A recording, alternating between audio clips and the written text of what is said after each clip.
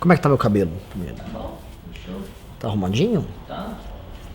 E aí pessoal, tudo bom? Esse aqui é mais um vídeo de uma sequência que eu venho fazendo de análise sobre o cenário eleitoral brasileiro, sobre como certos políticos vão agir, certos partidos vão agir. E esse aqui é um vídeo muito especial que eu vou falar de algo bem perigoso, né? Envolve, por exemplo, uma possibilidade que não é tão remota assim do PT vir a ganhar as eleições, né? Muita gente acha que não, tá ganho, vai ser um mito e não sei o que. Não sei. Eu acho ainda que é improvável que o PT vença, mas não é impossível. Pra começar o vídeo, eu vou botar aqui um pequeno trecho de uma entrevista que o José Dirceu deu pro Brasil 247. O José Dirceu, pra quem não sabe, é o grande líder e estrategista do PT. Então é sempre muito bom ouvir o que ele tá pensando, o que ele tá mancomunando, né? Porque dali vem as principais estratégias adotadas pelo partido. Dá uma olhada no vídeo. Uma resposta bem objetiva e bem sintética sobre como nós devemos nos comportar. Igual a eles. O que eles fizeram? Eles chegaram ao impeachment porque tinham 6, 8 milhões de pessoas nas ruas nos finais de semana em 100, 150 cidades brasileiras. E porque cercaram Brasília com centenas de milhares de pessoas. E se não houvesse força policial, teriam tomado de assalto o Congresso Nacional, incendiado o Congresso Nacional. Força popular, organização, nível de consciência, capacidade de mobilização. É isso que garante um governo. Um governo chega ao poder por eleições. E esse é o nosso objetivo, e nós estamos mostrando isso sem os recursos que nós tínhamos em 2010, em 2014. Porque 2002, 2006, nós disputamos eleições em condições piores do que nossos adversários. Hoje nós praticamente não temos recursos, temos condições de vencer a eleição. Agora, para governar e para fazer transformações que o Brasil precisa, nós precisamos de força popular, de um punho de aço para impedir os golpes, para impedir que eles, via os meios de comunicação, via o aparato de apoio das empresas, dos bancos, e via a mobilização daqueles setores que os apoiam, que são setores classes médias conservadores e às vezes até alguns setores populares, nós tenhamos capazes de resistir e de nos impor a Constituição, impor a lei. Não é para rasgar. Eles rasgaram a Constituição, o Pacto Social Político de 88. Vocês viram essa declaração do José Dirceu? A importância da análise dele? O que o José Dirceu colocou aqui é basicamente o contrário de tudo que a esquerda fala sobre os nossos movimentos, os movimentos que levaram a cabo o governo da Dilma Rousseff. Essa análise é muito importante, porque isso aqui diz muito mais sobre eles do que sobre nós. E eu vou explicar para vocês. Antes de continuar, por favor, se inscreva no canal, dê seu like, aperta lá no sininho. Se quiser ajudar a gente, www.mbl.org.br/contribua. Nesse vídeo, meu querido amigo que tá vendo aí, o José Dirceu basicamente coloca uma coisa que é essencial e é fundamental. A preponderância, a liderança das ruas saiu da esquerda para a dita direita, que eles perderam o comando das ruas. E ele usou a palavra popular para definir o caráter dos nossos movimentos, que é algo que da imprensa à esquerda, em geral, nunca se falaram. Ah, não, as elites estavam na rua, elite branca, foram chacoalhar seus pompons verde e amarelos com a camisa da CBF, foram tirar sarro o tempo todo, mas ele, enquanto líder do outro lado, enquanto estrategista do outro lado, ele não enxerga dessa maneira. E óbvio que não enxerga, porque foi o maior movimento popular de massas da história do Brasil, a queda deles. E aí ele explica como funcionou, explica qual foi o caráter da ação política do nosso lado, e aí ele explica que um governo deles, ou seja, após eles serem eleitos, nessas eleições agora, ele deveria contar necessariamente com uma força de aglutinação das massas, para ter, de acordo com ele, punho de ferro para aguentar e resistir a tentativas golpistas, no caso, provavelmente tentativas golpistas nossas. Essa força popular seria um tipo de mobilização política e movimentos sociais que mobilizassem setores verdadeiros da população brasileira e não os movimentos deles como MTST, MST, CUT, UNE, etc., que fazem mobilizações artificiais. Né? Eles percebem, eles conseguem botar 10, 20, 30 mil pessoas nas ruas defendendo eles, mas tudo à custa de muito dinheiro e que são pessoas que não são enxergadas pelo conjunto da população como legítimas para representá-los. São mobilizações artificiais e fantasiosas. E eles fizeram uso dessas mobilizações artificiais e fantasiosas para se defender das nossas mobilizações, que eram mobilizações reais. Mas o que isso tem a ver com o título do vídeo, que é Eleições e Revolução? E o que isso tem a ver com a possível, porém não provável, eleição do Fernando Haddad para presidente da República. Vamos lá. A primeira pergunta que me vem à cabeça é: qual é a razão de ser de uma candidatura do Haddad? É uma candidatura onde o PT, por exemplo, quer manter a liderança do bloco da esquerda? Pode ser. Ele não quer deixar florescer dentro da esquerda novas lideranças, novas forças que venham a tirar do lulismo e do próprio PT a ascendência, a proeminência sobre as forças de esquerda no país. Porém, é uma candidatura que ela apresenta viabilidade e ela e se pretende ser mais do que isso. Então, quando a gente vê toda a estratégia montada, a estratégia de palanques no Nordeste, eu fiz um vídeo sobre isso. Um vídeo que trata exatamente desses detalhes da montagem dos palanques, da estrutura política que o Haddad vai contar nessas eleições. A gente percebe que eles não estão entrando para brincar mesmo. Eles estão entrando para tentar ganhar e eles estão entrando para ir para o segundo turno. E tem chances grandes e reais de ir para o segundo turno confrontar o que a gente está percebendo até o instante, o Jair Bolsonaro. O que a gente enxerga é que possivelmente, vamos supor que eles foram para o segundo turno, o Brasil que não quer eles, não é que é um Brasil que fala, ah não, é uma força que eu não voto. O Brasil que rejeita o PT, ele tem ojeriza, ele tem asco do PT. Esse Brasil sairia às ruas já no segundo turno, para apoiar o candidato que for. Se for o Jair Bolsonaro, esse Brasil vai sair nas ruas para apoiar o Bolsonaro. Se for o Alckmin, ele vai sair nas ruas para apoiar o Alckmin.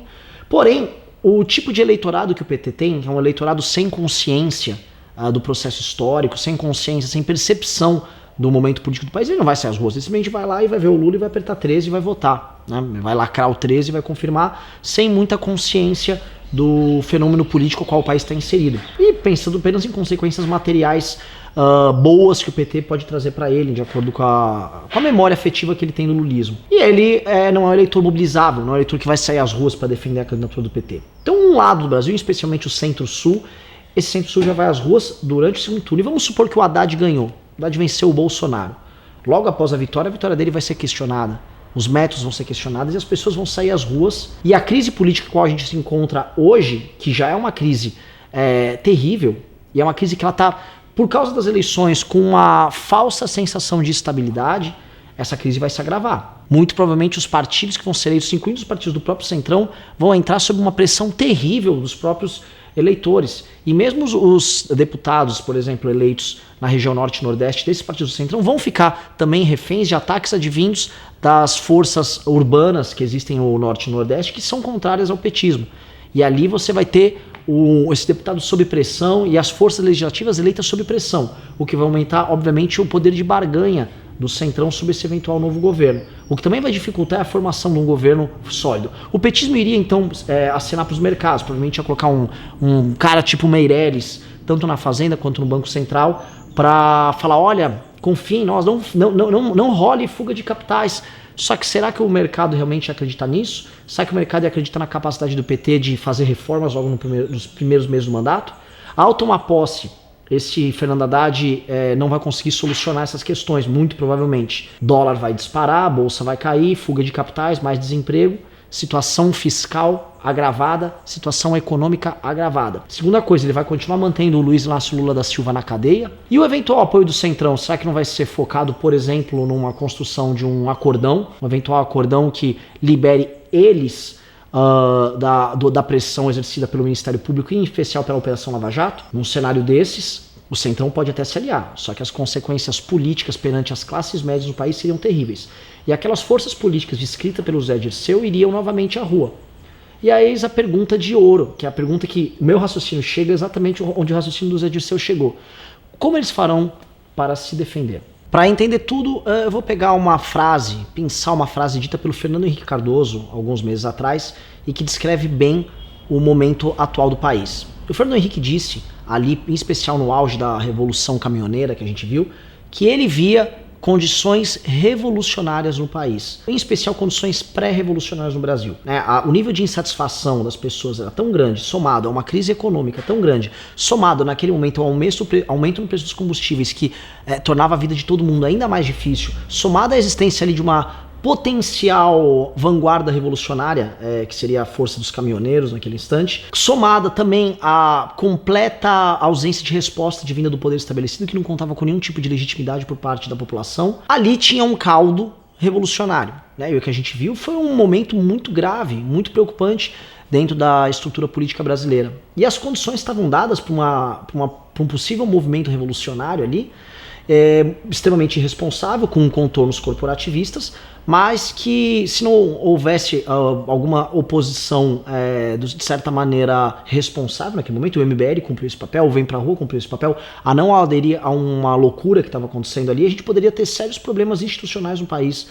E problemas onde o oportunismo da esquerda e também de setores de extrema direita podiam causar grandes problemas. Basta ver que na liderança daquela revolução caminhoneira, você tinha, por exemplo, lideranças petistas ali, né? O principal nome que viralizou durante aquele fenômeno era um nome petista. Não obstante, você teve candidatos à direita, gente oportunista também, direita, querendo aparecer muito ali para angariar votos, e aquilo, enfim, poderia ter redundado em uma coisa bem pior. Mas o que ficou caracterizado, acho que a fala do Fernando Henrique é precisa nisso, e nesse ponto eu concordo com ele, é que existe um caráter de ruptura com tudo que está aí.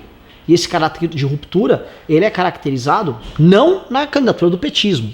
Óbvio, ainda que eles falem que eles não têm nada a ver com o governo Temer ou com o establishment que está aí. Na verdade, tem muito mais a ver com a candidatura do Jair Bolsonaro e, em especial, conforme uma pesquisa feita no começo do ano atesta, com a completa ausência de crença na democracia. Essa pesquisa demonstrou que mais de 50% dos brasileiros, em casos de muita corrupção, muito crime, são favoráveis a abre aspas, golpe militar. Não é nenhuma intervenção o termo usado, foi um golpe militar. As pessoas são favoráveis à quebra da ordem institucional em casos de muita criminalidade ou muita corrupção. Então, de fato, esse clima de ruptura existe e é um clima que ele está bem estabelecido para essas eleições. Não à toa que o principal nome do establishment para essas eleições, que é o Geraldo Alckmin, é um nome que ele unificou o Centrão, ele fez acordos ali e ele não consegue se firmar. O tipo de discurso dele sensal foi absolutamente vandalizado, foi destruído no Jornal Nacional, tentando se defender daquelas acusações ali. E é muito engraçado que a Rede Globo é a rede establishment por si só que ela estava ali fazendo críticas a ele, não aceitando ele como o nome que defenderia essa situação, essa elite que está empolerada no comando do país. Teoricamente, nós temos duas vias para direcionar essa força revolucionária. Uma via que é a via dessas classes médias, que de certa maneira elas podem ser conduzidas por esse fenômeno do bolsonarismo, mas não pelo Jair Bolsonaro em si. Ele está muito focado na via eleitoral dele e está focado, a meu ver, em criar um governo dele e tocar o governo, mas pelas forças ao redor dele, né? A gente já teve generais falando coisas recentemente que a gente não ouvia, né? Pressionando o Supremo, em especial naquele momento da prisão do Lula. A gente vê um debate muito grande nas redes sociais, etc., sobre a possibilidade da intervenção militar e a ideia da intervenção militar ganhando força nisso.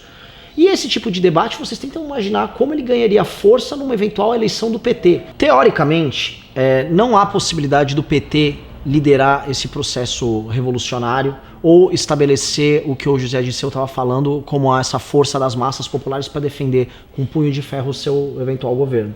Não haveria como fazer isso. As forças populares, no caso, estão do outro lado. E essas forças populares jamais aceitariam uma espécie de uma vanguarda petista que as controlasse para que elas lutassem contra elas mesmas em prol de uma venezuelização do Brasil. Isso não tem como acontecer. Se isso não tem como acontecer, de certa forma a gente poderia falar que a leitura do José Dirceu está errada, uma leitura superficial, mas não é. Quando você assiste aquele vídeo do José Dirceu até o fim, ele comenta algo que é muito interessante. Ele fala, olha, os golpistas são eles. Quem quer romper e quem rompeu a ordem constitucional de 88 são eles, não nós. Ou seja, ele estabelece que eles, no caso, nós, o lado de cá, somos os golpistas.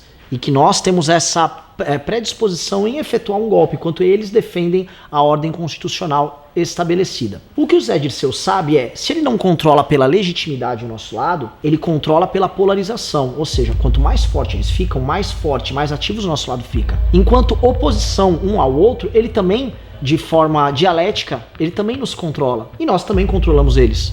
É um jogo dialético que a polarização cria. Então, quanto mais fortes e mais impasse eles gerarem, mais ação política eles vão criar. E essa para mim é a tese deles, esgarçarem o tecido social, ao romperem e levarem a um estresse das forças institucionais no Brasil a um limite quase inaceitável, eles vão fazer com que esses setores que eu descrevi, que por exemplo na Revolução Caminhoneira estavam agindo, passem a agir de verdade. E aí o Brasil passe a entrar num processo revolucionário e um processo de conflito social. Então a liderança deles sobre o processo revolucionário não se faria pela liderança legítima assim por oposição, Novamente, vivemos num país onde uma organização criminosa como o PT é capaz de participar de eleições com um homem que está na cadeia, defendendo coisas que são consideradas absurdas por pelo menos metade da população do país. E absurdas porque são fora da lei. São absurdas porque são inconcebíveis em qualquer democracia séria. Você vai levar o país, numa eventual eleição do Fernando Haddad, por um processo revolucionário e por um processo que nós não sabemos quais serão as consequências. Não haverá, provavelmente, o reconhecimento desse novo governo. E esse PT vai fazer o confronto. Esse PT, eu posso até falar, talvez o que eles queiram mesmo seja tomar um golpe eventualmente vindo dos militares, ou uma ruptura da federação, estados não aceitando o resultado das eleições. Eu acho muito difícil o Centro-Sul aceitar ser comandado de novo por essa quadrilha. E eu não acho provável que os mercados vão cair naquela conversa mole que eles vão nomear alguém muito sério que vai lá e vai tocar uma agenda liberal para fazer reformas. Eu acho muito difícil isso ser aceito e o Congresso mesmo vai ser incapaz de dar essas respostas. Então, o processo revolucionário advindo da oposição e não da liderança deles é um fato que a gente vai ter que talvez lidar se eles ganharem. Por isso é muito importante não deixar o PT voltar para o poder. A gente está assistindo uns momentos mais frágeis da nossa república e mais perigosos da história do Brasil. Uma coisa ele acertou. O consenso de 88, ele não foi rompido por um golpe, mas ele foi rompido pois a vontade das pessoas não é a vontade que foi estabelecida naquela Constituição. Ou nós realmente não alteramos a ordem das coisas, ou o Brasil como nós conhecemos não vai existir mais. Inscreva-se no nosso canal, youtube.com/mblivre. Precisamos da sua ajuda. Acesse mbl.org.br/contribua.